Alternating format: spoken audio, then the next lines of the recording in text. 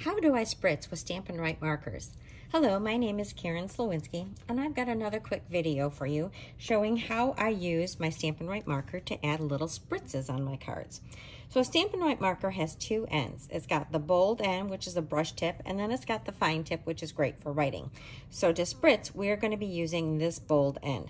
So I'm going to take a piece of scrap paper. I'm going to cover up my workspace because this is just a little bit unpredictable and you don't want to get spritzing where you don't want it.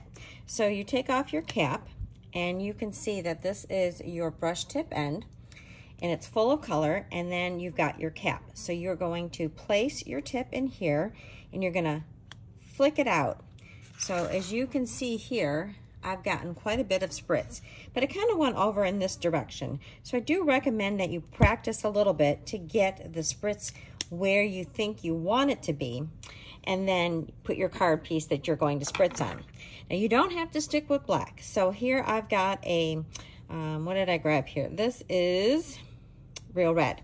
So again, I'm using the brush tip end, using this brush here and flick, and there I'm getting my color. So there you can see all the lovely spritzing. So let me show you just a couple of cards that I have spritzed. So this first one was a card that I had done in my watercolor class. And so after it dried, there's a lot of white background. So I decided just to take my Blackberry Bliss and spritz a little bit color on there, and it just elevates it to the next level. I really love how that turned out.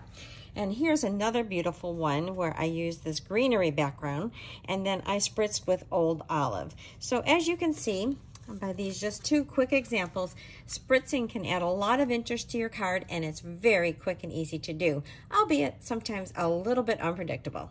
Hope you've enjoyed this.